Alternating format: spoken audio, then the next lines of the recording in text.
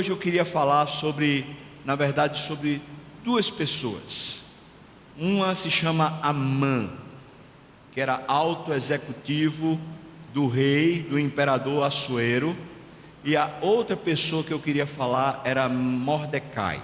Mordecai é um funcionário público, mas é um daqueles mais simples, de baixo escalão, e que não tem assim uma reputação, não tem nada. Só para que todos entendam essa intriga que está escrita aqui no livro, Mordecai era o pai adotivo de Esther. E Esther, uma moça linda, judia, que foi criada assim com muito amor por Mordecai, mas depois que o rei Assuero teve uma batalha onde ele perdeu, ele resolveu fazer um harém bem grandão. A sua rainha Vasti havia abandonado ele, ou melhor, ele tinha destituído ela de ser rainha, e ele fez uma espécie de concurso de beleza no reino dele para escolher a nova rainha. E adivinha quem foi escolhida a nova rainha? Esther. Essa mulher era lindíssima. Esther, portanto, é a filha de Mordecai. Mas parece que Mordecai nunca usa o prestígio da sua filha para se estabelecer. A gente vai ver isso hoje. A gente vai ver que problemas que chegam, e sempre temos problemas. Ainda hoje pela manhã, aqui no culto, a gente estava falando sobre o momento que a gente vive no Brasil. Os prognósticos não são bons. O aperto e o arroz familiar, o arroz salarial é crescente. Mas não bastasse as questões financeiras, a gente também tem problemas muito sérios no Brasil de moralidade, de educação. Temos problemas governamentais, corrupção, que parece ser a grande chaga dessa nação. Nós estamos envoltos a essa atmosfera pessimista, e certamente todos nós aqui estamos meio preocupados. Tem gente aqui que está fazendo planos, outros que estão sem saber o que fazer. Existem dívidas, certamente aqui nesse auditório tem um bocado de dívida representada aqui por pessoas. Tem um bocado de gente aqui que quando voltar para a vida, segunda-feira, seja porque fez o cursilho, ou seja porque veio para o culto, quando amanhã atinar de novo para a vida, vai dizer: o que é que eu faço? Porque às vezes a gente parece que se esquece, consegue se esquecer no momento de culto, mas depois a vida volta. E é no meio desses problemas, quando a gente tem que tomar algumas atitudes, quando a gente tem que se lembrar de alguns conceitos e valores, é no meio das crises e dos problemas que a gente consegue definir muito claramente o nosso coração, a nossa casa é de quem? É de Deus, ou a nossa casa e coração é de outra coisa? Veja o que é que diz o texto. Por favor, abra sua Bíblia no livro de Esther. Nós vamos ler alguns textos. Eu vou ler o final do capítulo 5º, o final do capítulo 6º, e então eu vou ler o capítulo 7º todo, só são 10 versículos, tá bom? Então, o final do capítulo 5º, a partir do versículo 9, a gente vai ler. Depois a gente vai ler também o final do capítulo 6º, nós vamos ler aí a partir do versículo 12, tá bom? E depois o capítulo 7º todo. Nessa intriga, Esther é rainha, Assuero é Artaxerxes, é o rei da Medopérsia. Ele é um cara por demais importante. Para quem assistiu aquele filme Os 300 de Esparta, aquela batalha que acontece entre os 300 lá da Grécia contra o Império Medo-Persa, que aparece aquele Rodrigo Santoro lá como um cara bem grande, todo cheio de uns pendentes, de umas joias. Aquele personagem ali é a representação de Assuero, de Artaxerxes. Na verdade, aquela é uma representação só cinematográfica, porque os persas não tinham aquele tipo de jeito, não usavam aqueles tipos de pendentes, e também diz a história que eles, na sua grande maioria, eram homens barbados, assim como eu, ou então como Lula. Vê que figura horrível, vai te lembrar hoje, né? Mas eram homens barbudos e não eram homens assim totalmente depilados, nem muito menos parecido com o que aparece no filme lá. Mas quem assistiu o filme sabe do que eu estou falando. era uma figura meio mitológica mesmo, uma figura por demais importante, era um imperador do mundo na época, era um cara que tomava decisões, que as suas decisões tomadas no palácio repercutiam sobre a humanidade toda, tamanho o seu império. Então a gente está falando de uma época lá, onde Ester está meio que no trono do mundo, sentada lá no segundo lugar do maior império do mundo. E a gente está falando de articulações e problemas políticos, problemas de intrigas governamentais que estão acontecendo nos bastidores do palácio lá de Assuero. Então, a Bíblia é por demais atual. E a gente acha que às vezes essas novelas, esses filmes, essas coisas, a gente acha que eles são assim, massa. Só que a Bíblia é muito mais massa, porque a Bíblia vai, além de mostrar as intrigas que existem nos bastidores, a Bíblia revela Deus e traz para a gente caminho de verdade, caminho com Deus. Capítulo 5, a partir do versículo 9, diz assim para nós: Então saiu Amã, quero falar sobre esse cara, Amã. Saiu Amã naquele dia alegre e de bom ânimo, quando viu, porém, Mordecai à porta do rei, e que não se levantara nem se movera diante dele. Então ele se encheu de furor contra Mordecai. Amã, porém, se conteve e foi para casa e mandou ouvir os seus amigos e a Zeres, a sua mulher. Contou-lhes Amã a glória das suas riquezas e a multidão de seus filhos, e tudo em que o rei o tinha engrandecido, e como o tinha exaltado sobre os príncipes e servos do rei. Disse mais Amã: a própria rainha Ester a ninguém fez vir com o rei ao banquete que tinha preparado, senão a mim. E também para amanhã eu estou convidado por ela, juntamente com o rei. Porém tudo isso não me satisfaz, enquanto vir o judeu Mordecai assentado à porta do rei. Então lhe disse Zeres, sua mulher, e todos os seus amigos: faça-se uma forca de 50 côvados, mais ou menos 25 metros, 50 côvados de altura, e pela manhã dize ao rei, e nela enforquem a Mordecai. Então entra alegre com o rei ao banquete.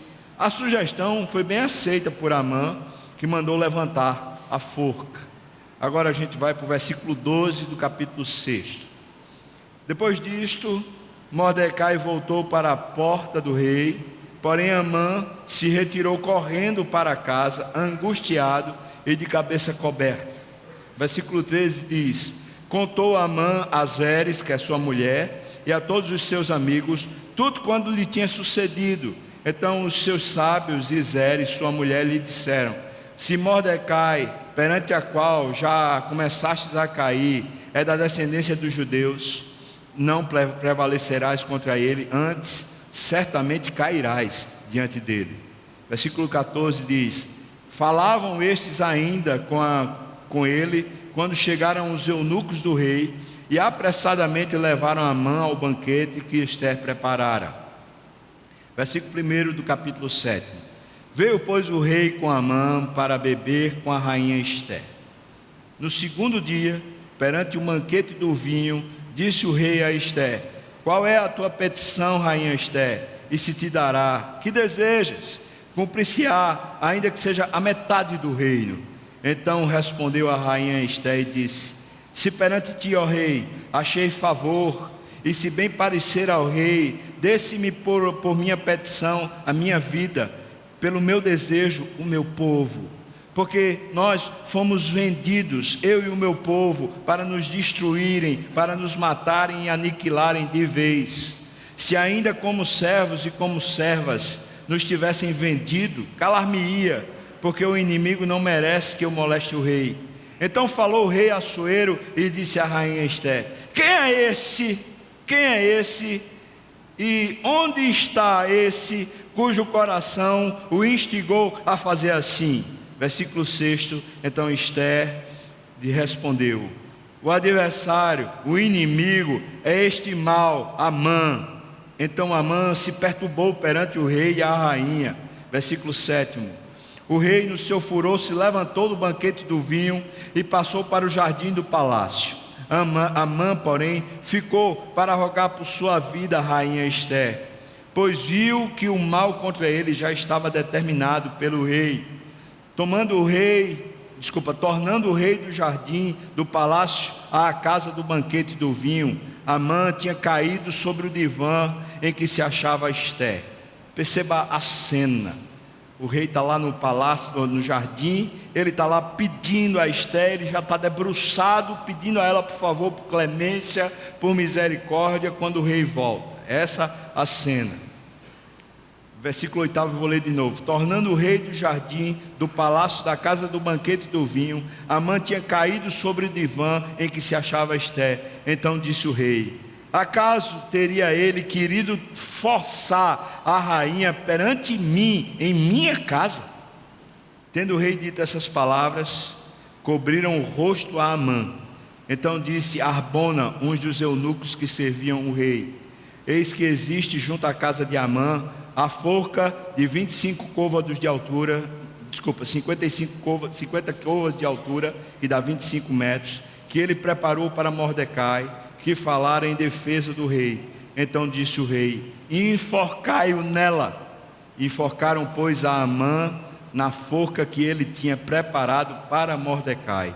Então o furor do rei se aplacou. Vamos orar. Pai, eu peço ao Senhor que use de misericórdia, porque é tão lindo e rico a Tua palavra, Senhor. E se a gente não tiver como aprender dela, a gente está perdido. Por favor, eu peço que o Senhor me dê capacidade para instruir, para ensinar, para aprender.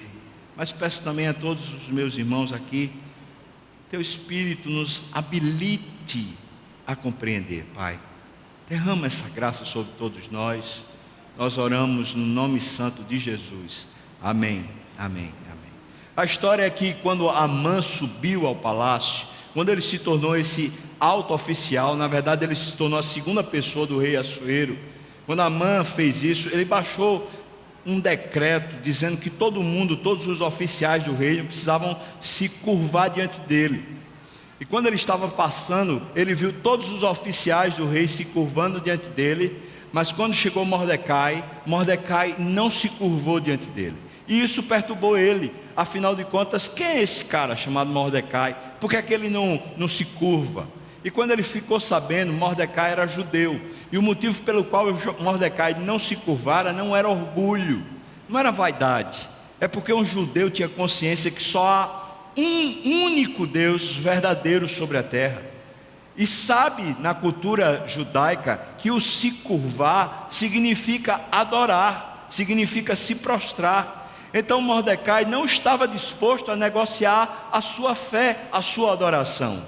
Quando foi baixado o decreto de Amã, de que se baixasse diante dele, se curvasse diante dele, Mordecai disse: eu prefiro perder meu emprego, eu prefiro perder as minhas prerrogativas, do que me curvar. Eu não vou adorar outro Deus.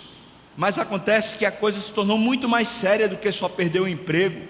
Quando Amã percebeu que Mordecai não se curvava, Amã procurou saber Mordecai de que povo mesmo, e descobriu que ele era judeu. Então Amã foi lá diante do rei e fez um jeito, uma articulação, para se baixar um decreto no rei, dizendo que todos os judeus que estavam na Babilônia precisavam ser mortos no dia 13 do último mês, no dia de Purim, esse dia que era o dia de lançar a sorte. Nesse dia que seriam mortos todos os judeus, Mordecai fica sabendo que o motivo pelo qual todos os seus compatriotas seriam mortos é porque ele simplesmente tinha resolvido não se curvar. Quando ele toma consciência, através desse decreto que se espalha por todo o reino, diz o texto que todos os judeus de todas as províncias, quando souberam da notícia que eles seriam mortos no dia 13, eles todos começaram a rasgar suas vestes, cobrir-se de pano de saco cinza e começaram a clamar a Deus.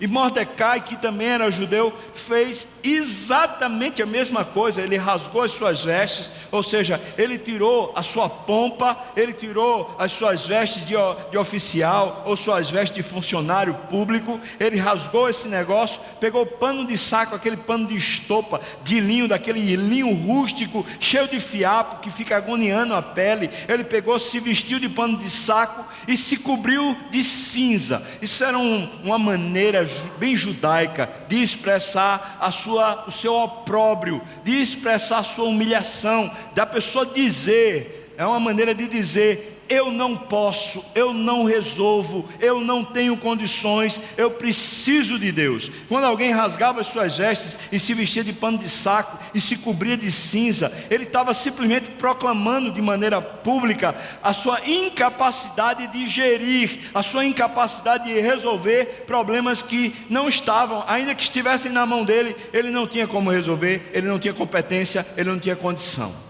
E o que acontece é que Mordecai vivia na cidadela de Suzã. A cidadela de Suzã é a cidadela do rei. E Mordecai, quando soube disso, ele foi para a frente do palácio do rei. Ele ficou lá, ajoelhado, prostrado, não diante do rei, mas diante do supremo rei do universo, diante do Deus da glória. E ali ele ficou na vergonha pública, clamando a Deus. E a sua vergonha pública era: eu não tenho condições de resolver, eu não tenho condições de resolver. Isso me mostra, isso me espanta de uma maneira muito poderosa, porque entenda que Mordecai é sim o pai da rainha. Ele tem acesso à rainha. Durante todo o processo para ela se tornar rainha, ele sempre procurava saber como é que ela estava, o que é que estava acontecendo, o que ela estava precisando, sempre cuidando, dando instrução. E agora que ela está lá no palácio, agora que ela está mais isolada, ele não busca ela como um acesso para resolver os seus problemas. E é aqui que começa uma grande lição a respeito dessa família de Deus e da família que não é de Deus. Alguém que diz que é de Deus de verdade, quando está passando os perrengues, quando está passando as grandes lutas da vida, quando vê que a coisa pegou, que o bicho pegou, os problemas são grandes, quando está passando por problema financeiro, quando está passando por problemas de vícios, quando está passando por problemas de adultério, quando está passando por problemas de depressão, quando está passando por problemas emocionais, quando está passando por problemas que atingem a família, quando está passando por problemas reais e contundentes, que você olha e fala: o que é que eu posso fazer? Eu vou pagar um especialista, eu vou levar para o pastor, eu vou levar para a igreja, eu vou tentar fazer alguma coisa, e tenta fazer isso e aquilo, e fala com o governador, e fala com isso, e fala com tudo que pode, tentando resolver. Perceba Mordecai, homem de Deus, gente que representa a família de Deus. Mordecai tem acesso à rainha, mas ele não usa o acesso à rainha, porque ele tem acesso ao rei da glória. Ele prefere o rei da glória do que a rainha sua filha. Ele sabe que o rei da glória tem providência. E a sua palavra, quando ele fala com Esther, quando Esther manda para ele uma roupa, dizendo assim: para com isso, pai, para com isso, o senhor está fazendo uma vergonha pública. Mandou roupa para ele. Ele mandou responder para Esther e disse assim: eu não posso mudar as roupas, eu estou envergonhado diante de Deus, eu não tenho condições. E tem mais, Esther, talvez Deus tenha lhe colocado no trono justamente para esse fim. Talvez tenha sido isso. E se você deixar de fazer isso, preste atenção como esse homem tem segurança em Deus. E se você deixar de intervir, se você deixar de lado esse assunto, Deus certamente fará alguma coisa pelo seu povo, e você é quem vai perder o privilégio. Preste atenção, irmão, porque às vezes a gente tem uma mania tremenda de culpar os outros. Os problemas que a gente não consegue resolver, a gente procura especialistas nessa terra. Os problemas que começam a assaltar a nossa alma, a gente quer resposta por especialistas e por competentes aqui nesse mundo. Mas preste atenção, irmão, que muitas vezes quando a gente não consegue resolver, a gente simplesmente só faz culpar o outro. Foi a minha mulher, aquela desgraçada que não me ajudou. Foi o meu filho, aquele incompetente que não prestou atenção. A mulher então culpa o marido e diz: é aquele bêbado, é aquele homem que não serve para nada, é aquele homem que não resolve os problemas, é aquele incompetente, aquele que eu tenho que ficar arrastando na vida. É mais fácil culpar o outro, é mais fácil se fiar no especialista, é mais fácil se fiar nos nossos próprios planos. Eu vou pedir um novo empréstimo, eu vou tentar o BNDES, eu vou tentar um programa desses governamentais, eu vou tentar encontrar um filão para poder ali, através daquele filão, através daquela brecha, eu me promover. A nossa mente é ardilosa, e rapidamente a gente pensa em soluções. Estamos com um problema, a gente pensa logo: quem é o especialista? Qual é o caminho que eu posso fazer aqui na terra? E preste atenção, porque se eu e você somos de fato de Deus, preste atenção. Lá no Concílio a gente estava ouvindo testemunhos de pessoas que estavam totalmente perdidas no vício, não tinham como resolver. Ontem a gente estava ouvindo um testemunho de uma pessoa que era alcoólatra, não tinha como resolver, precisou ser vencido por Deus, chegar a um ponto de vergonha dentro da família, do próprio filho pequeno dizer: pai, não tem jeito, o senhor está sendo uma vergonha para todo mundo, passar pela humilhação pública, e a pessoa ainda está lá, sabe, orgulhosa, dizendo: não, eu vou resolver esse negócio, eu vou resolver esse negócio. Tem que chegar um tempo, aqueles que são de verdade de Deus, tem que chegar um tempo de simplesmente abrir mão e dizer: Deus, eu recorro ao Senhor, porque o Senhor é o Rei da glória, o Senhor tem providência. Será que tem, irmão, ou não? Será que Deus tem? Será que de fato Ele quer intervir? Mordecai tem tanta consciência a respeito de Deus, que ele está esperando até morrer. A esperança dele não é que a coisa se resolva do jeito que ele quer, ele só tem uma esperança: Deus vai intervir, alguma coisa vai ser feita, Deus vai abençoar o meu povo, mesmo que eu morra. A vergonha que ele está fazendo na porta do rei é uma vergonha pública. Ele podia ser morto simplesmente porque estava fazendo essa vergonha, mas ele não tem vergonha de buscar Deus, ele não tem vergonha de chegar e dizer publicamente: eu estou confiando em Deus, eu não estou confiando na minha filha, eu não estou confiando lá nos meandros do palácio, eu não estou confiando no meu funcionalismo público. Eu conheço A e B, eu conheço C e D, que de repente pode fazer um jeitinho para Amã se calar. Ele não está fazendo manobra nenhuma, articulação nenhuma, ele está depositando a sua esperança viva no Deus vivo. Agora vamos ver o outro personagem, porque o outro personagem também revela para a gente. E o outro personagem é Amã. Amã é um ímpio, ele não conhece a Deus, ele não caminha com Deus. Quando Amã viu o decreto de as pessoas se curvarem, ele se sentiu a melhor pessoa do universo. Essa é uma das características de uma pessoa que não tem Deus. Uma pessoa que não tem Deus, ela vive constantemente num pêndulo existencial terrível. Que pêndulo é esse? É que quando as coisas estão dando certo, quando as pessoas estão aplaudindo, quando os recursos estão chegando, quando está tendo saúde, quando está tendo projeção, quando está tendo progresso, quando as coisas estão dando certo, as pessoas que não têm Deus, enquanto as coisas estão dando certo, elas estão sempre felizes. O texto diz que quando ele foi para o primeiro banquete no palácio, quando ele volta para dentro de casa, ele chega, chama a mulher, chama os seus amigos, e ali ele compartilha da grande alegria. Mas perceba, pessoas que não têm Deus, elas são feito um pêndulo. Elas, por um lado, a grande alegria delas sempre são as circunstâncias favoráveis, mas pessoas que não têm Deus também sempre têm no seu coração algum nível de angústia existencial que quer resolver na força do braço.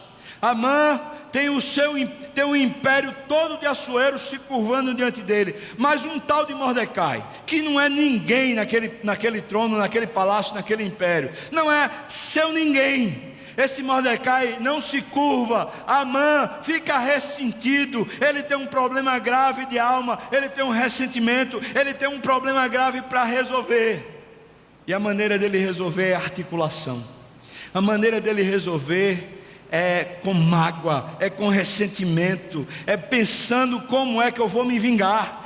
Como é que eu vou prejudicar essa pessoa? Afinal de contas, ela está me envergonhando publicamente, ainda que fosse uma pessoa sem significância. Perceba que muitas das preocupações da gente, quando a gente está sem Deus, elas são preocupações irreais. Porque Amã não significa nada, irmão. Porque Mordecai não significa nada para Amã.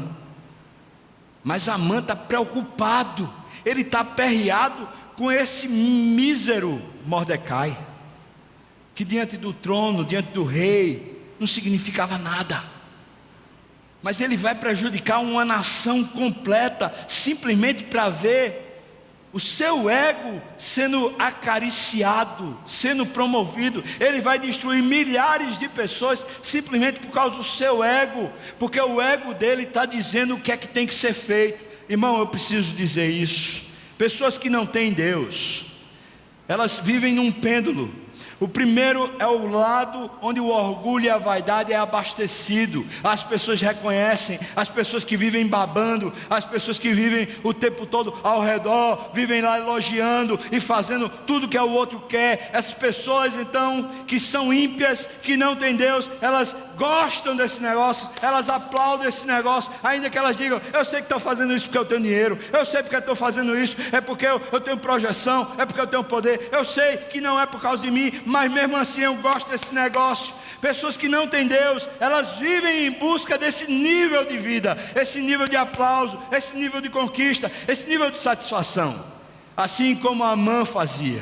Mas perceba que o pêndulo volta para o outro lado, e o outro lado é justamente o lado da angústia, de problemas que não são grandes, de problemas que não são reais, mas esses problemas são problemas de ego. O ego quando não está satisfeito, o ego quando não está conquistado, o ego quando não é aplaudido, o ego dói. Quantos homens estão destruindo a sua casa? Estão destruindo um casamento, estão destruindo os filhos, estão destruindo a família por causa do ego, uma vez que se sentiu de alguma maneira diminuído por causa de um comentário da sua esposa. Talvez se sentiu diminuído por causa de uma nota de prova que o filho teve, e você disse assim: como é que um menino tira uma nota dessa? Ele só faz estudar, ainda tira uma nota dessa. Quantos estão preocupados, cheios de agonias e de dor, simplesmente por causa do seu nome? Vai dizer assim: mas é meu filho, ele representa a mim, e por que ele não faz? Por que ele não cresce? Por que ele não se torna grande? Quantos que estão com um problema grave com a esposa, simplesmente porque quer a esposa um tipo de mulher, que é a mulher que tem lá fora no mundo, é a mulher plástica, é a mulher padrão de beleza exterior, mas está muito pouco preocupado com o que ela sente, com o que ela gosta, com o que ela quer, não dá importância, não dá valor, não ama a esposa.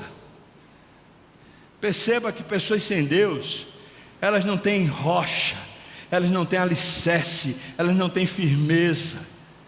Elas vivem num pêndulo, elas se satisfazem com os elogios, elas se satisfazem com as conquistas.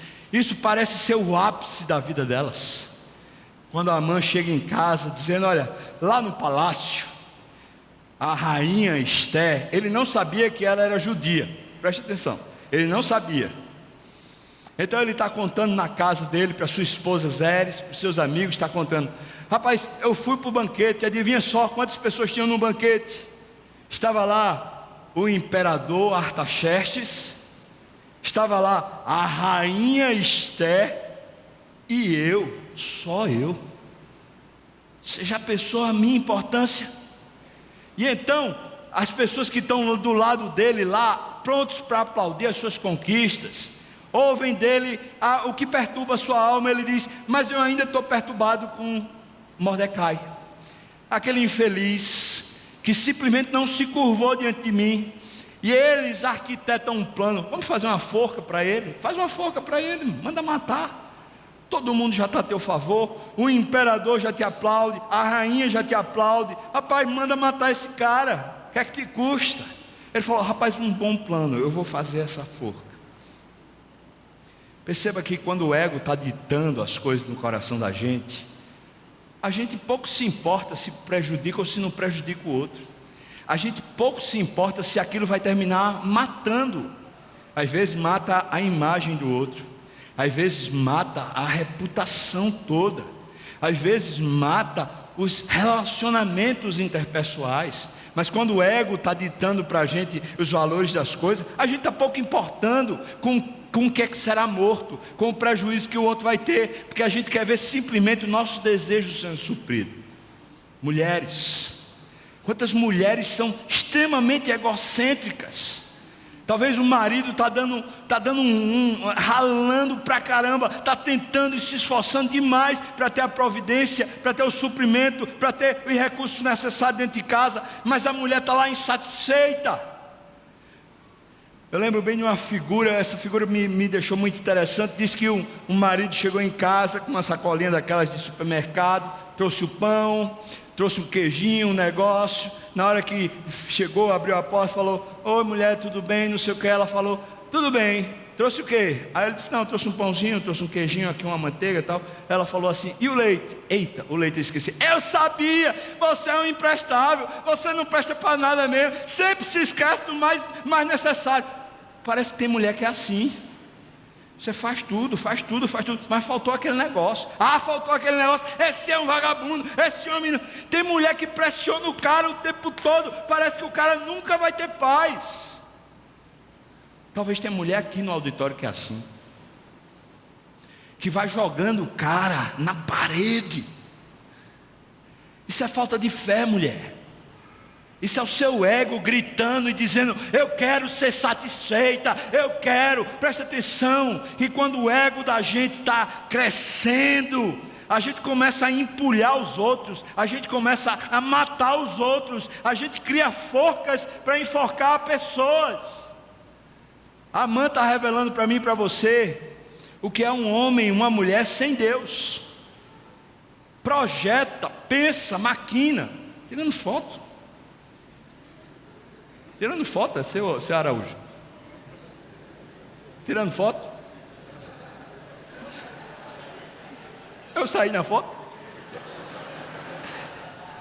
No meio do culto, tirando foto, eu ainda vi no meio da pregação. O que você acha? Eu saí na foto, pelo menos. Você entende, irmão? Ou seja, quando o ego começa a subir, o que é que a gente faz? A gente simplesmente despreza, especialmente aqueles que passam a ser obstáculo para a gente. Sabe quantos têm os seus relacionamentos destruídos ao longo da vida por causa de ego? Lá no concílio a gente estava falando a respeito disso com os homens. No concílio feminino a gente estava falando lá com as mulheres. Aqui na igreja a gente tem falado constantemente a respeito desse negócio. Irmãos, se a gente é de Deus, está passando por um perrengue, está passando por uma humilhação, uma vergonha, está passando por um desgosto, um problema insolúvel, você diz: eu não tenho como resolver. Se a gente é de Deus, se de fato a família da gente é de Deus, se de fato o nosso coração é de Deus, preste atenção, você pode ter acesso à rainha, você pode ter acesso a qualquer pessoa nessa terra, pouco importa. O nosso ego precisa ser humilhado diante de Deus, porque a Bíblia diz assim: humilhai-vos portanto sob a poderosa mão de Deus, para que Ele em tempo oportuno vos exalte. A história prossegue e diz que no segundo jantar, o rei Assuero já está, por favor, me diz, Esther, me diz o que é que está acontecendo. Acontece que no intervalo entre o primeiro jantar e o segundo jantar, o rei Assuero teve um sonho daqueles que só Deus pode dar. Deus fez uma intervenção nessa situação. Ele não conseguiu dormir, ele ficou agoniado, aquele sonho perturbou a alma dele, e então ele foi procurar nos anais da história quem é que tinha salvo ele de um atentado. E adivinha quem era que tinha sido o funcionário esquecido, que ninguém sabia o nome, que tinha salvo o rei de um atentado dos seus eunucos? Mordecai. Na hora que o rei soube disso, ele disse: rapaz, eu tenho que honrar esse cara é leal a mim, Eu preciso homenagear esse cara em praça pública. Então o rei chama Amã. Amã é seu alto oficial, é seu braço direito. Ele chama Amã e diz assim: Amã, me diz uma coisa, como é que eu faço para homenagear uma pessoa de maneira pública? Como é que eu faço para exaltar ela diante de todo mundo? E diz a história que Amã pensou: rapaz, ele está falando de mim, não é possível. O rei está falando de mim, porque eu me sento lá no banquete, sou eu.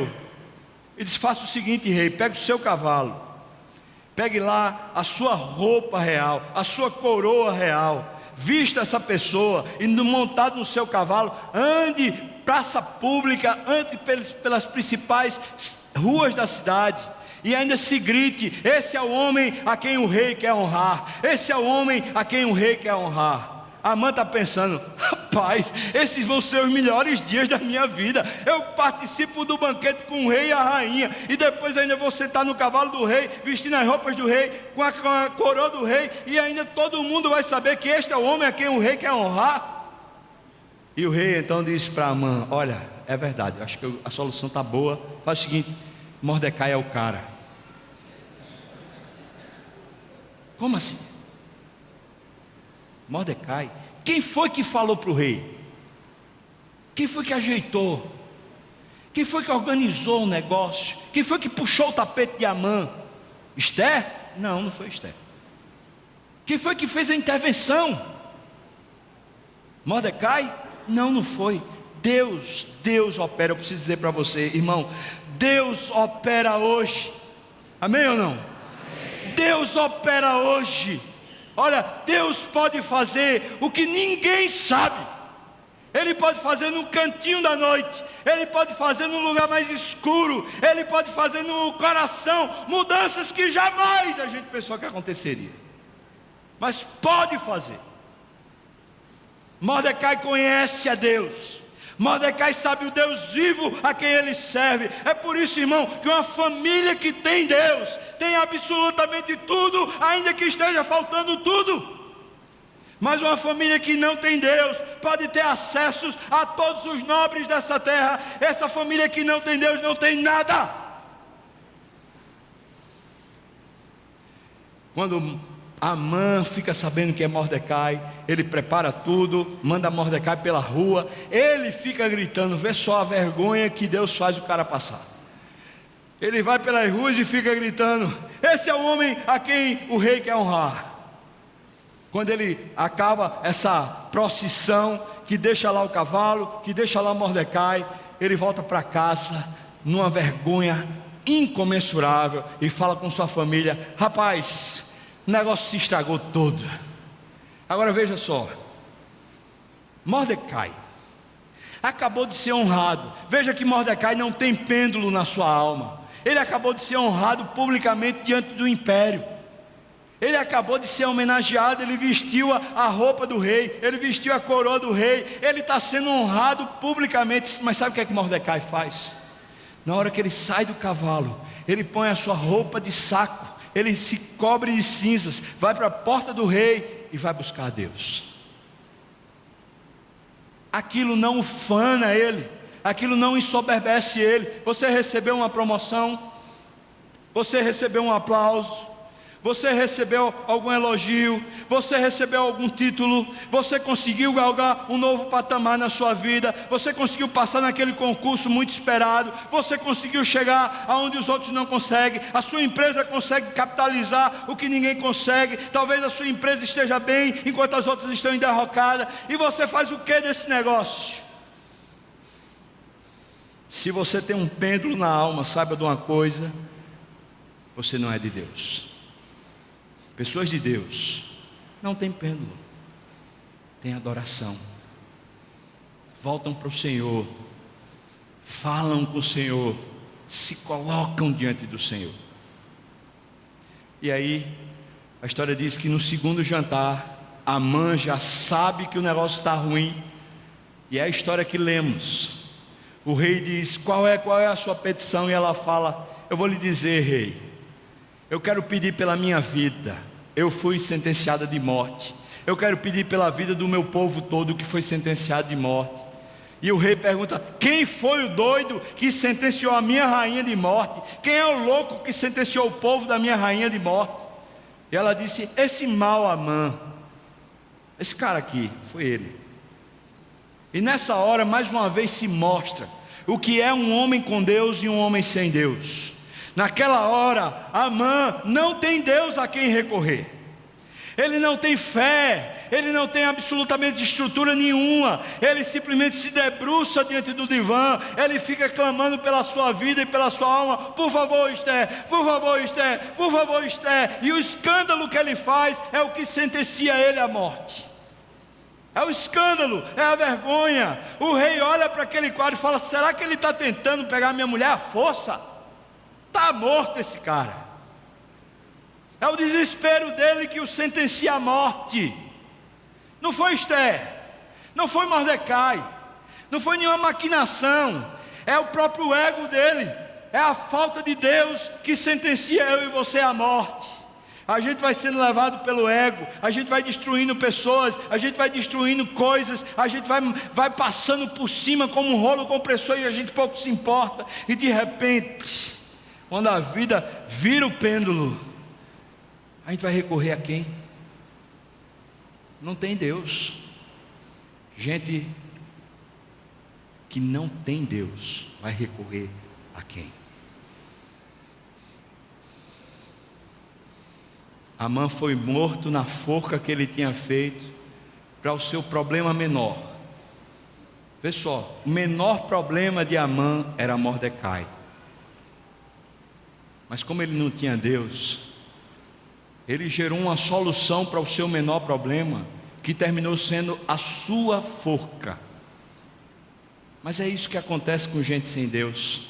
Tenta solucionar de um jeito, dá um drible aqui, dá outro acolá, faz um jeitinho brasileiro e falsifica coisa, e se corrompe, e ajeita para cá e para lá, está com um problema lá com a esposa, e começa um caso lá fora. Afinal de contas sou homem, eu tenho que me satisfazer. A mulher está com um problema com o marido, então ela começa a falar mal do marido para as amigas, falar mal do marido para os amigos, para a família, para todo mundo, e daqui a pouco aquilo que ela estava tentando solucionar, aquilo que o cara estava tentando solucionar, virou uma forca para lhe enforcar.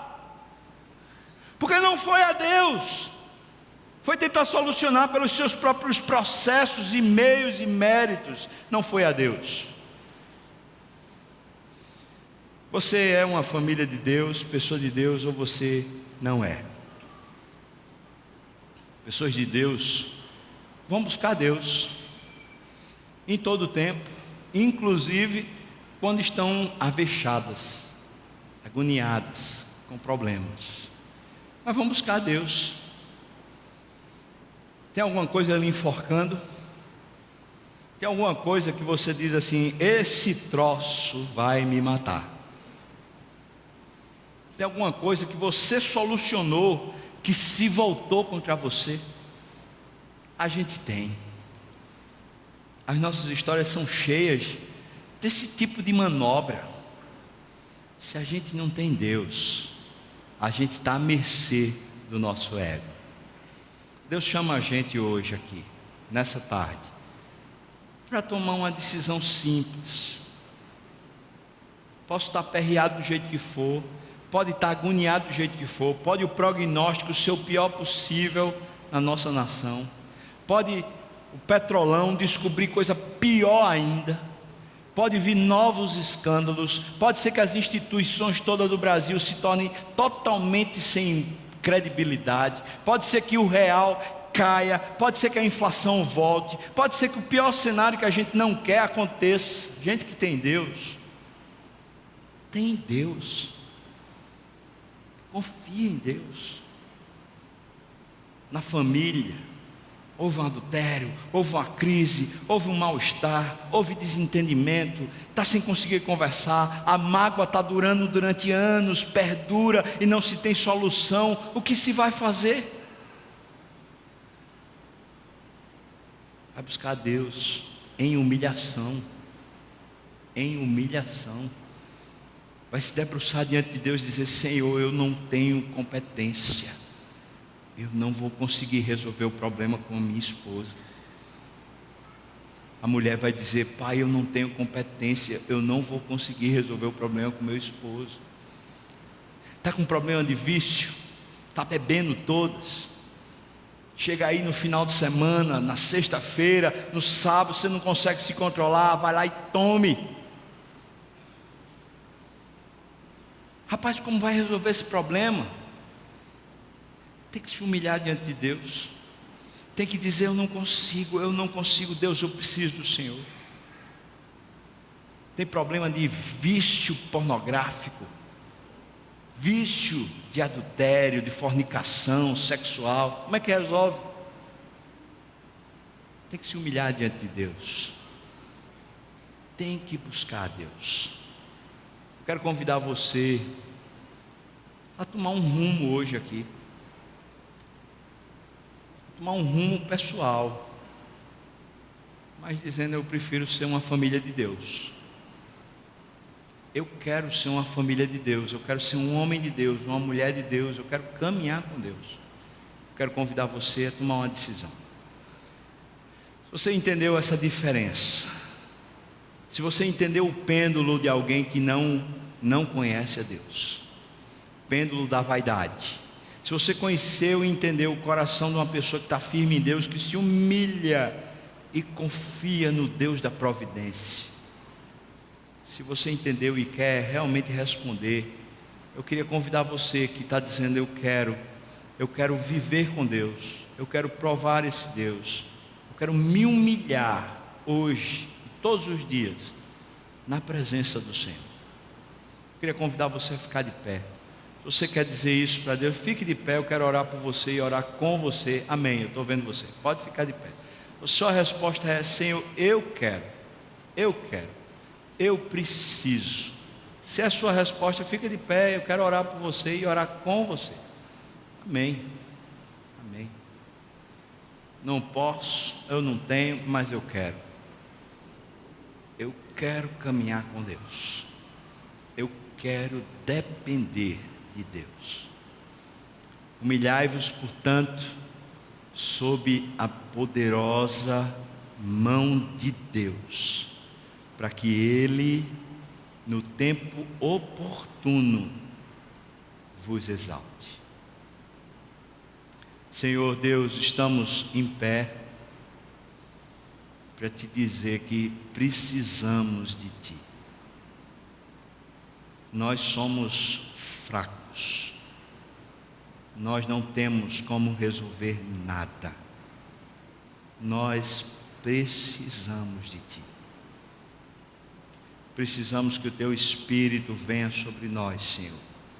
Nós precisamos da doçura do Espírito, nós precisamos do amor acalentado no coração, nós precisamos do perdão que perdoa, nós precisamos do abraço, nós precisamos do afeto do Senhor. Deus, estamos aqui fracos, com problemas que são maiores do que a gente, e estamos aqui dependentes. Ó Senhor, eu não tenho nada o que fazer, nem o que dar, se o Senhor não fizer e não der. Por favor, venha sobre nós agora, Pai. Traz sobre os nossos corações a alegria de Te buscar, de Te querer, de ir à Tua vontade, Senhor. Por favor, abençoa mesmo todos que aqui estamos de pé, Pai, e nos derrama assim mais poder para nos humilharmos, Pai, mais alegria e contentamento de esperarmos no Senhor, que é a grande fonte de salvação. Nós oramos no nome de Jesus. Amém, Senhor.